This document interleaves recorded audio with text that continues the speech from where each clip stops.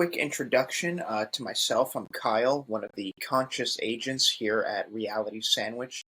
And I'm joined today by the wonderful Ashley Manta. Ashley, we've known each other for a while in the cannabis space, and now, cannabis is a plant medicine, as well as some of these psychedelics and other things we're starting to explore. But for those who don't know you, could you give a brief introduction to our Reality Sandwich audience about yourself? Absolutely. Hi, everybody. I'm Ashley Manta. I'm an award winning sex and relationship coach. I am the author of the CBD solution Sex. I am a certified body sex coach from legendary pleasure pioneer Betty Dodson. And I kind of came to prominence in combining sex and cannabis and now broadly sex and altered states. And I just love geeking out about consent, pleasure, and how to make everything feel more awesome. Wonderful to hear. Well, it sounds like you've really mastered the combination of intimacy, sex with integration of these plant medicines.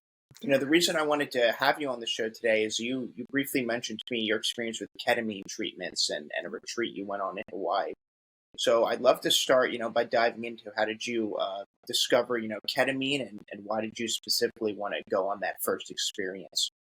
Absolutely. So I have had depression my entire adult life. I've been on every antidepressant I can think of, and none of them were particularly effective for me. And I was noticing, especially during the pandemic, my depression was especially troublesome for me and really kind of like impacting my quality of life. And I run a group online called Activating Your Cosmic Pussy.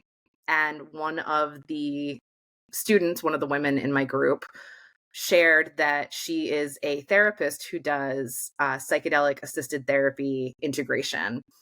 And I was like, oh my gosh, that sounds so interesting. And she mentioned that she worked with ketamine. And so we kind of talked more about it. And she explained how it works. And she lives in Hawaii and works with the ketamine clinic there. And I was like, oh my gosh, Hawaii seems like such a beautiful place to do ketamine treatments. And she said that she would introduce me to the doctor who ran the clinic and would actually host me for 11 days at her place in Hawaii, on Oahu and Honolulu. And so it was. And so I booked the appointment with the psychiatrist on island and explained I have PTSD, I have depression, I have anxiety. And he thought that ketamine treatment would be a really good fit for me. And so I flew out to Hawaii in November of 2021 and I did 4 treatments. Prior to this retreat and experience, what was your knowledge of ketamine? What did you do to research kind of what to expect? I did a lot of Googling. I mean, luckily being in the field, I've learned to disseminate like good sourced websites from not so good sourced websites. So I was reading a lot on double blind, I was reading peer reviewed studies. I had heard of friends doing ketamine recreationally, and then in my like therapeutic coaching world, I was starting to hear more about ketamine for depression. And so that made it seem more interesting to me. I knew a couple of people in Los Angeles who had done ketamine treatments at clinics here. And so I was just doing lots of reading on like how long do the treatments last? What does it feel like? What kind of experience do you have when you're in the clinic setting? I knew I was very clear that I wanted to be in a clinic with an EMT on staff with the psychiatrist supervising because my anxiety is so bad that I knew that the only way I would be able to really relax is if I knew that there were people who were responsible for keeping me alive. Like it's good to know that about yourself. So for me, an in-clinic setting was really the way to go. And this seemed like it had all of those things that I was looking for. Wonderful. So could you walk me through the experience of this particular treatment retreat center? You boarded the plane, you landed in Hawaii. What happened next? Yeah, I boarded the plane. I landed in Hawaii. My friend Mihal picked me up from the airport and took me back to her condo, and I kind of got settled in. I had already done a Zoom call with the psychiatrist prior to getting to the island. So that was just kind of the initial consult of like, here's what's going on. Here's what I've tried. Do you think this would be appropriate for me? Yes to all of those things. And then I had made a series of 4 appointments. And so you can't eat for 12 hours before your appointment. So they were like, best thing to do is do it first thing in the morning, because that way you've got, if you go to bed at 9, your appointment's at 8, like you're probably pretty good. And so the next day I woke up, I took an Uber to the facility, went up, completed an intake form, met with the ENT who was going to be actually administering the ketamine, took some like baseline blood pressure, heart rate, oxygen saturation, just kind of like making sure everything felt good, height, weight to do dosage, because dosage is based on body weight. And then we kind of talked about, because he was like, listen, it's going to take a little bit to find the sweet spot for your dosage. So we're going to start on the slightly lower side, but we want to get enough that it's effective, because you're paying $400 a session for this. But like, we also don't want to give you so much that it puts you to sleep. That's not going to be effective. So we started, I believe, at 65 milligrams. And the first dose was very chill. I had a recliner, like a big comfy recliner chair, sat down. There was a trip sitter sitting there who was like, I'm going to be with you until you kind of go into the altered state. Then I'm going to leave. And then I'll come back at the end to kind of greet you as you come out of it. I had an eye mask. I had noise canceling headphones and a playlist and a blanket. And I just kind of laid back. He gave me a shot in my thigh, and off I went. Within about, I would say, roughly 5 or 10 minutes, I felt my kind of soul leaving my body and transcending into this altered state that felt reminiscent of, I had done ayahuasca in the past, I'd done psilocybin, I'd done LSD. So it was comparable in the kind of coming up, like breaking through. And that was sort of where the similarities ended, because ketamine, I learned, is a dissociative. So you don't feel your body when you're using ketamine. And so I was completely, my body was here and my soul was sort of floating above it, having these experiences, and went to a lot of different places. It lasted about 50 minutes or so. And then I started to kind of feel like I was coming back down into my body, could hear the music more acutely, could feel that I really had to go to the bathroom. Ketamine is also a diuretic. So you have to pee really bad at the end of a ketamine treatment. But the problem is you still have kind of Bambi legs, because you were just in a trippy space. So you're like sort of hobbling to the restroom to like take care of it. But it was lovely. The trip sitter, asked how my experience was, checked in with me. And then once I was like stable enough to walk, I called an Uber and went home, and then went to the beach for the rest of the day.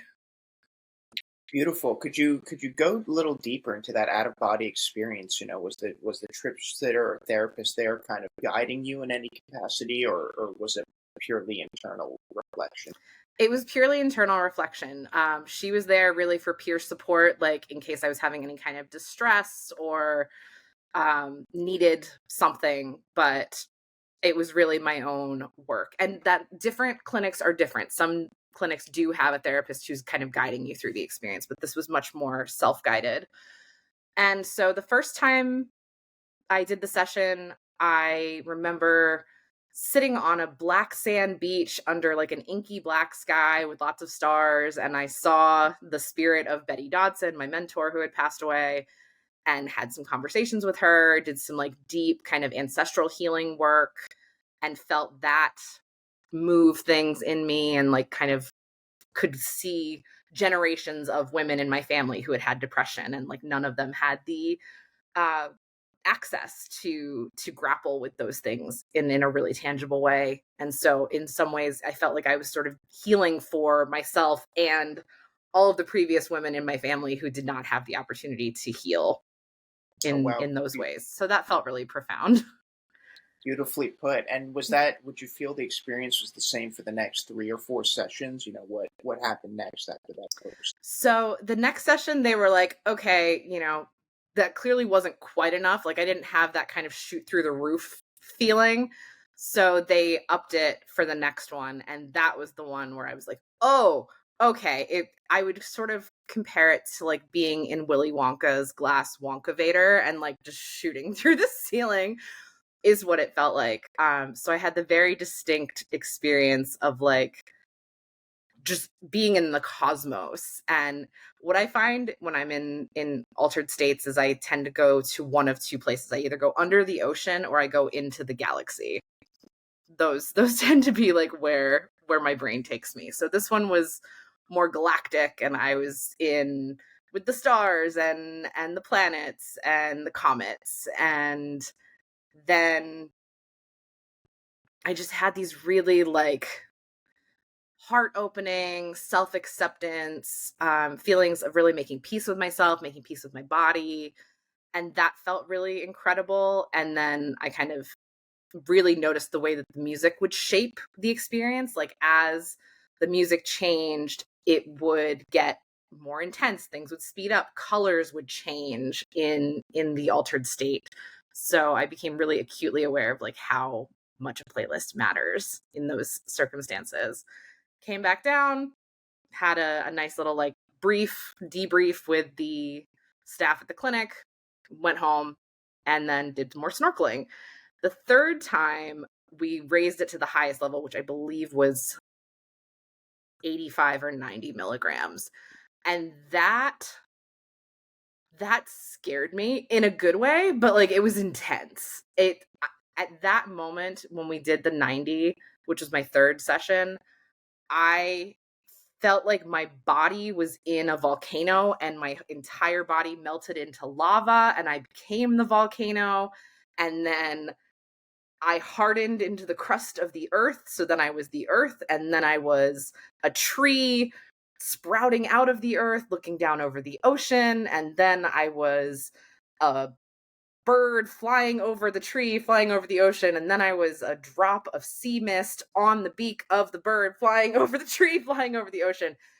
And like, it sounds so silly to describe it now, but like, it was so, each phase of that was so vivid. And the fact that it's 3 years later and I can still remember it so clearly, like it was a really impactful, like everything is connected kind of experience. And I felt it free in a way that I never have. I felt happy and untethered in a way that I never had. And I became really acutely aware of like, oh, I don't feel anxious right now. This is incredible. Is this what people feel like when they're not anxious? Wow. But then when I would feel like someone around me who was anxious, I would be able to discern like, oh, I'm not anxious. So if I'm feeling anxiety, I'm actually feeling their anxiety. And I don't have to take that on. And that discernment was probably one of the most valuable things I gained from that experience, was being able to say like, oh, this isn't mine. I don't have to take this into myself, which I had done a lot of my life. Beautifully put. Sounds like a truly healing, wonderful experience. It was. What was the integration period like after? Did the clinic, and the doctors follow up with you? How did you process all of that and continue to use those lessons today? So the clinic itself, they did kind of one brief, like, how are you feeling follow up, but integration services were not part of the package that I had opted for. I was sort of doing it on a budget, so it is what it is. But luckily, the person I was staying with happened to be an integration worker and a therapist. So she had some resources, journal prompts that she got in her training that she shared with me. And so I was able to do some of that work on my own and really reflect on like, okay, what were the big, themes that I remember? Because my friend and colleague, Dr. Kat Meyer, always talks about how psychedelics speak in metaphor, right? Like you don't take them literally. It'd be like taking the Bible literally. It's, you have to like look for themes and then apply those to archetypes or other kinds of like distilling messages from them, rather than being like, oh, I became a bird, so I'm supposed to be a bird. Like that's not it. So I spent a lot of time like just writing down, these were the things I remember seeing really clearly. This is how I remember feeling. These were the kinds of thoughts around forgiveness that I did toward, people who had caused me trauma in my life. And this is what I brought from it in terms of what I want my life to look like moving forward, now that I've had this kind of hard mental reset. And it really has been profound. I was lucky enough to have the clinic do one more booster shot session when I was back in Hawaii in April of 2022. That was really helpful for me to kind of go back and kind of re-up and reintegrate some of the things that had gotten maybe a little bit lost. And then they prescribed sublingual troches to take home with me. So I was able to keep that up and give myself booster shots as needed, because ketamine, unfortunately, for depression only lasts a couple months to maybe 6 months maximum in terms of like its actual antidepressant effects. And so you do have to periodically like give yourself some booster shots and or go in for additional treatments, but they're expensive. So the troches were like a really nice, affordable way of doing that. So I do that, I would say, once or twice a month, just to kind of give myself a chance to reset. And I will put my blindfold on and put my playlist on and get somewhere quiet, set intentions. And it's been a really positive practice in my life. Beautiful. I was going to ask, what is your ritual now with the follow up from those treatments, and have you integrated ketamine in the coaching that you do or the education that you provide to others? I refer out when it comes to ketamine specifically, because that is very much a therapeutic tool Mhm. in my mind. So as I am a coach, not a therapist, like I kind of leave that to those who have been specifically trained for those things. But in terms of my own rituals, I like to do some kind of herbal cleansing of the space, whether it's sage or Palo Santo or rosemary or lavender. Light that, get the space feeling like energetically where I want it to be, put on a playlist that is wordless. That's really important to me. I don't want lyrics in my head. I just want kind of ambient, either nature sounds or instrumental. And then just have space. Phone on do not disturb, door closed, like no one interrupting me, no one needing anything from me, to really just give me that time to be with myself and connect with kind of those higher guides, angels, and archetypes to help me get recalibrated. Beautifully put. Now that you're back in the West Coast, what have you seen with in terms of ketamine clinics opening up? What would you change potentially about the experience that you did, and what could be different with that? I think having a therapist to guide you through the process is really helpful. I think the best organization that's doing it right now, especially in California, is Doorway Therapeutics, which is Courtney Watson's organization, where they make ketamine more accessible financially, which I think is crucial, because my 4 ketamine treatments cost me $1,800, and that is very much on the cheap side. Like I've heard many folks, especially in California, paying $3,000, $4,000 for 6 ketamine treatments, and they're worth it if you have that kind of money to throw around. But a lot of us don't, especially in this economy. So I love what Courtney's doing, where um, she's got a nonprofit, and so she's getting donors to subsidize the cost of the treatments, where they're still paying the therapist really good rates. They're doing all of those things, but the cost to the people who need the treatments is much more accessible, and I think that's so important. And having integration services afterwards, where you're meeting with a therapist the day after, the week after, 2 weeks after, just to make sure that all of these big thoughts that you had are getting woven into the fabric of your life in a really intentional way. You mentioned earlier journaling after some of your ketamine experiences. Is there a certain prompt you follow, or is there a certain regimen with that journaling, or do you just kind of free flow your ideas down on I paper? free flow. That works best with my ADHD brain, is to just kind of whatever comes out, I just let it, and I try not to force it into a mold, because, the thing about psychedelics, especially with ketamine, is like you get so expansive that, like, I think it is good to ask certain questions, especially if you're newer to psychedelics, but I've largely integrated those questions kind of into my overall psyche. So I feel like I just let my brain do what it wants to do, and then go back and review kind of what came out and see if I can make sense of it. So it's been a few years since that experience. Are you still taking these you know shots every few months, and or have you stopped the ketamine? re-ups there, what is your current kind of regimen for that? I haven't had a shot since April of 2022, but I've done the sublinguals. Mhm. Let's see, I've gotten a couple of months worth of, they give you like 30 troches at a time. And you could take them like every day, or you could take them for 7 days straight, or you can kind of parse them out more. And I err on the side of moderation.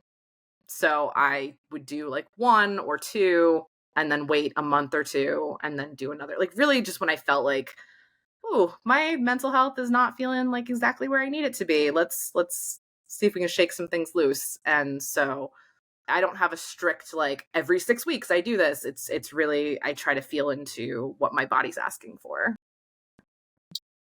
Beautifully put. And is that you mentioned earlier your ritual with that you sage or cleanse the room with some herbs and you find yourself in a solo experience there. I do. I have done it with another person once.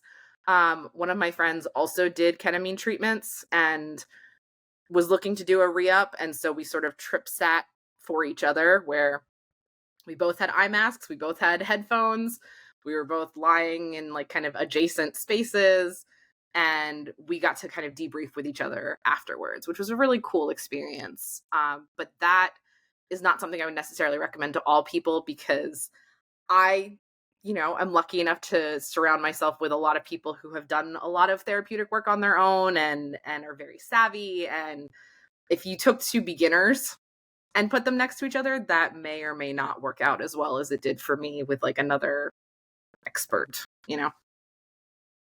Would you say there's a difference in the experience or kind of quote trip that you get from the sublinguals versus a direct dose? Oh, absolutely. Yeah. Having it injected either via IV or injected into your muscles is a much more intense experience. Sublingually, it only has about 20% bioavailability. So you end up taking quite a bit more sublingually to get anywhere close to the effects of an injection. So, like the sublinguals that I was prescribed are 75 milligrams. I have to take at least two of those to feel anything. And if I want to approach what I felt when I was actually in the clinic, I need to take like four. And that's not uncommon. Like companies like Mind Bloom routinely prescribe like 350 to 400 milligrams for the sublinguals. So like that's not a crazy amount. It's just you end up having to take more of the individual ones if they're dosed lower. Now that you've had this experience, you find either people you work with in the coaching side or just colleagues, hitting you up or questioning you about taking ketamine. What is your advice to people who do come to you curious about the process and the experience and if it will be good for them? I mean, I can't be the one to tell them if it's going to be good for them or not because everybody's a little bit different and that's really between them and their prescribing psychologist and psychiatrist. But I found it to be really helpful for me, for my depression, for my anxiety. And so I just tell folks to like find a clinic that has a really good reputation, that has good reviews from people who have been it. Like you need to vet these places because they're popping up everywhere. You don't want to just go to the first one that you see on a Google search. Like you want to do some research, talk to other professionals in the field, talk to a therapist. I happen to be in the psychedelics world, so I talk to other psychedelic folks and I'm like, hey, have you heard anything about this clinic or this provider? And so if somebody comes to me, I can be like, hey, my friend is asking about this thing. Do you have any information? Or I might have information myself. And so I think it's really just good to rely on the community to be making sure that you're getting yourself a really high quality experience. Beautifully put. I think you're right. There is this balance we have to work in the psychedelic realm between the capitalistic nature of just the system we're in and these expensive ketamine treatment centers popping up versus getting people the medicine that they truly need. What are your thoughts on how this industry evolves and what can we do to make sure it's accessible to everybody? I mean, I think what Oakland Psychedelic Conference is doing in bringing people of color, BIPOC folks to the table is really the most important thing because when white folks run everything, it ends up looking like MAPS. And MAPS is awesome and they're doing really great work, but it's like sort of by white people for white people. And the studies that they're doing are very skewed in the questions they're asking and the people that they're sampling from. And so, like, I think if we want to make this accessible to everybody, we need to have everybody represented. And especially, you know, communities of color that have more history, especially with medicines like mushrooms or ayahuasca or sassafras, and like these medicines that have been passed down from like indigenous lineages.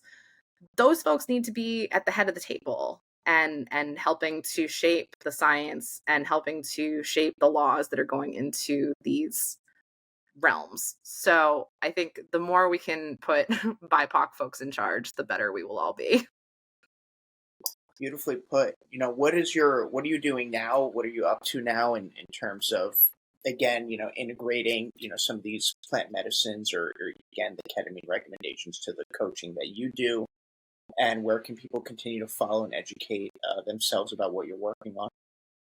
Yeah, so I am mostly doing cannabis and sex, and then kind of broadly psychedelics and sex that people are using recreationally.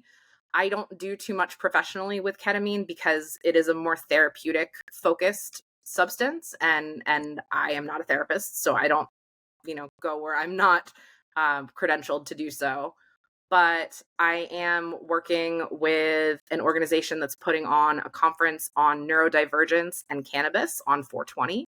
And I'll be presenting a talk on neurospicy sex and cannabis. And then I really love teaching about how to do sex in altered states well. And so I just did a talk in Jamaica at Hedonism for a group of swingers. I'll be doing that again next year. And I would love to take that talk kind of on the road because it's a really like functional talk on what conversations do you need to have? What kind of supplies should you have on hand, from, IV, liquid IV and electrolyte beverages to lights to playlists to, chocolate and fruit and soft things. And then how do you talk about this before, during, and after to make sure that everybody's on the same page? Like that, as a sex educator and coach, is really where I shine, is like, how do you do the thing? I don't get as into the research of like why the thing works or what the thing actually does, but I'm really very focused on, okay, my partner and I want to do MDMA this weekend. Like, what do we need to be thinking about? What do they Although need the to be first thing I thinking? will say is I'm not telling you to break the law. I'm not a Right. doctor. So, follow all your local. I'm just saying, in theory, if you were going to do that, you might want to consider having conversations a week prior, having real like thoughtfulness around who you even want to enter an erotic space with in a mentally altered state. So if you're going to do MDMA, let's say, is this somebody that you actually know and trust? Have you been together for a long time? Do they have a demonstrable track record of caring about your well-being and consent? Do they really respect your boundaries, and that they're not going to take you being in an altered state as an opportunity to like stick it in your butt that they've been like wanting to do? So vetting the person is a really important kind of first step, and then having conversations about what's on the table, what's off the table. Are we going to re-up or take more at some point? If you're going to, make sure you're like measuring and dosing ahead of time. Make sure you're testing your drugs. There's a lot of dangerous stuff out there, so never imbibe alone, and make sure that you have somebody sober in a nearby radius who could come and be of assistance if you needed them, or have a trip sitter, watching TV in the living room while you and your partner are like having fun in the bedroom. It's just really being thoughtful about safety, and then also being really mindful of consent. And, maybe you don't want to have sex at all. Maybe you just want to make out, and, where are those boundaries? How can you tell if somebody's having a difficult experience, and how do they want to be taken care of in that case? And then how afterwards are we going to bring this into the fabric of our relationship? If one person has an amazing time and one person hated it, now what? Are we never going to do it again? Are we, like, it's having these kinds of very thoughtful conversations about what could happen, what we want to happen, and what happens if things we don't want to happen. That should be done for every plant medicine I experience. agree. Do you feel MDMA is that medicine of choice, and or have you experienced psilocybin and some of these experiences, or is it purely the MDMA? I guess that's the empathy elevator. MDMA, I think, is probably one of the more common um, drugs to use when you're doing sex, because it does make you feel that like touch is amazing and your heart's wide open and you love everyone and everything's amazing and sensations are off the charts. So I think MDMA is a popular one. Also, from the time constraint perspective, mushrooms are 4 to 7 hours. LSD is 7 to 9 to 11 hours. MDMA is pretty consistently 4 hours, and so that's an evening for most people. And so that tends to be the one, I think, that people reach for first.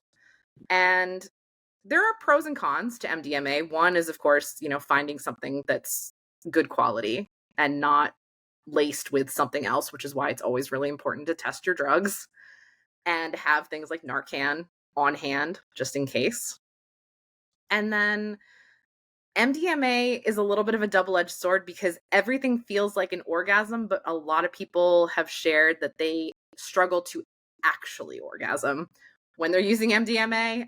Also, some folks will say erections can be elusive on MDMA. It's so sometimes people struggle with the practical aspects of MDMA and what that does in a sexual context, but it also is just like it's hot to just make out and dance together on MDMA.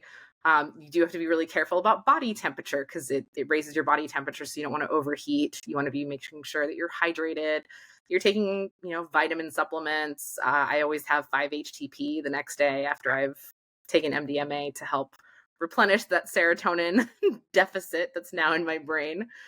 And, just really being aware of how you want the experience to go, but holding space for the fact that sometimes things don't go the way you expect them to.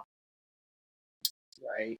Speaking of replenishment period, after the ketamine, what do they recommend after your doses? Should you stay hydrated? What do you eat prior? What not to eat? And what is the kind of build up to pre-treatment and post-treatment? Pre-ketamine, no food for 12 hours. So just drink water. And afterwards, I was hungry because I had just not eaten for, 13 hours. And so I went and got myself like a nice, nourishing meal that had like, lots of veggies and fiber. But that was my choice. I could have gotten McDonald's, like, you do you. And I drank a lot of water with liquid IV to make sure I was replenishing electrolytes. And yeah, just always hydrate. Like, I don't think there's anything that's not benefited from hydration. No, good. I wanted to ask how you test your drugs as well. Is there a specific kit that you use, or how do you make sure what you're intaking is proper? Yeah, so there are kits that you can get from different websites that are really helpful that you're testing for things like fentanyl or cocaine or heroin or things that you don't want, right, in your drugs. So you take a sample of what you're going to be using, dissolve it, put a test strip in. And so it does take some planning, but it's really worth it from a risk management, harm reduction perspective. Have you noticed in your circle and the plant medicine space as a whole, the use of recreational ketamine, or are you finding it truly is being stuck to in the therapeutic and medical setting? Because Oh I've no, heard the horror it's stories of people going down the K hole, and how do we balance the medical with the overuse of the recreation? I mean, people are going to do what they're going to do. Is really the end of the bottom line. I have seen a lot more people doing ketamine at parties in the last couple of years. that, you see somebody with powder and a straw and you generally assume it's cocaine, and then they're like, oh, no, it's ketamine. I'm like, okay. I personally I've never snorted ketamine. That's just, I don't like the way it tastes in a sublingual fashion. I can't imagine how terrible it would taste to snort it. So that's just not my particular cup of tea. No shade to anyone who chooses that for themselves. I hope that they're testing everything. Um, and the interesting thing is the K-hole is not ideal when you're out in the world because it's not like a party space, but the K-hole is kind of what you're going for when you're in a clinical therapeutic setting. Like, you're fully dissociated from your body, you're mostly nonverbal, you are eyes closed and like in another dimension. Like, that's where the healing happens in a clinical setting. But it's not great for a party. So I think it's, people are going to do what they're going to do, and it is definitely a party drug in the same way that I've seen, MDMA become a party drug. And so just be careful, drink water, and have a buddy. Now, besides the ketamine treatments, you mentioned you were using that for your anxiety and depression. Psilocybin microdoses and even microdosing MDMA has shown. Have you tried any of those regimens or protocols in conjunction either with the ketamine that you continue to take, or do you find it's a different kind of experience? I have tried microdosing psilocybin. I've read really conflicting things about microdosing MDMA, and some people swear by it, and some people say like there's no point. Mhm. So I haven't tried microdosing MDMA. I am in the process of trying to microdose LSD, and so the short answer is I haven't quite found my sweet spot yet. I know that I want it to be subperceptual because that is the definition of a microdose. So for me, that's somewhere around 0.15 to 0.25 ish. But then because what Reggie is doing at Oakland Hyphae is not mainstream yet, we're still kind of grasping in the dark about dosage, because we're currently dosing specifically psilocybin based on dry weight, which anyone who's ever taken a penis envy and a golden teacher knows that like the same weight in those two different types of mushrooms is a wildly different experience. And so I've had friends take, zero point 0.2 milligrams or excuse me, 0.2 grams of a gummy that's supposed to be a microdose and have a full trip. And I've had other friends take 0.2 grams of a gummy and not feel anything and not even notice any like positive like impacts. So I think, like cannabis 6 or 8 years ago, there's a lot of questionable stuff on the market, and there's a lot of variability in potency. And so what Reggie and the Oakland Hyphae folks are doing with the like actual scientific testing for psilocybin content, psilocin content, and the different other compounds in mushrooms that have effects, that's what we need. We need to be able to have like concrete dosing awareness. Beautiful. I'd like to, where can people book your coaching services and learn more from you? And then I'd like some, just parting words about your ketamine experience, and again, what you could say to somebody who's curious about getting treatment. Sure, absolutely. You can find me on my website, canasexual.com. I work with women individually, or I work with couples of any gender, and I do women's groups online. I am moving to Santa Cruz, and I'm going to be hosting in-person women's circles. Whether or not that will include medicines remains to be seen. If I'm doing body sex, that is a substance-free space that I hold, but there is the possibility for other things like that. But I generally prefer to work with people around their sex and relationships. And then if they want to include cannabis, or if they're thinking about doing, MDMA with their partners and they need to know like the hows and the whats, that's where I really shine when I'm working with folks. I don't do the integration piece. I've taken a trip sitting course, but I haven't really done a lot of that in person. Really, what I'm really about is referring to folks who do that full time. Wonderful. And what was just the name of the treatment center you went to in Hawaii that people can research and check out?